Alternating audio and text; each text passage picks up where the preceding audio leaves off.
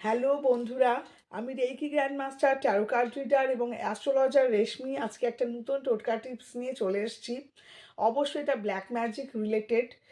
আর এটা এমন একটা ইনগ্রেডিয়েন্ট দিয়ে এইটা বলবো যেটা একদম ইজিলি অ্যাভেলেবেল। জবা ফুল বাজার থেকে তোমরা 7টা জবা ফুল নিয়ে আসবে, ঠিক আছে?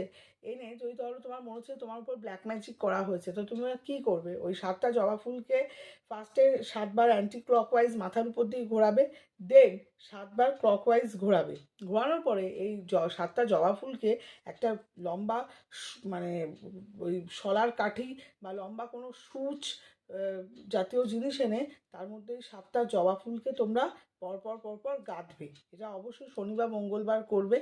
গাঁথার পরে তোমরা ওই পুরো পিসেসটাকে নিয়ে গিয়ে কোনো বট গাছের গোড়ায় মাটি খুঁড়ে পুঁতে দিতে পারো সন্ধ্যের দিকে, বা যদি পসিবল হয় কোনো নির্জন স্থানে তোমরা পুঁতে দিতে পারো। যদি পুঁতে দেওয়া পসিবল না হয় তাহলে পরে তোমরা কি করবে, ওই যে 7টা জবা ফুল আছে সেই 7টা জবা ফুলকে কাঁটার মধ্যে না ঢুকিয়ে ফেলে বা পা দিয়ে রাব করে, ঠিক আছে, তারপরে বাড়ির বাইরে গিয়ে কোনো নালায় ফেলে দেবে, ঠিক আছে? এবং অবশ্যই মনে মনে ইন্টেনশন দেবে তোমাদের যত নেগেটিভিটি ছিল সব চলে গেছে। তুমি যদি তোমার শত্রুকে চেনো তাহলে তার নামটা দিয়ে বলবে এও সাথে সাথে আমার লাইফ থেকে বেরিয়ে গেছে। তোমরা করে দেখো, এগুলো তন্ত্রের রেমেডি আছে, দুর্ধর্ষ রেজাল্ট পাবে।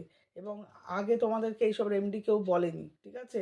দে are not copy item, they are একদম অরিজিনাল জিনিস আমি তোমাদের দিচ্ছি। করে দেখো। Thank you.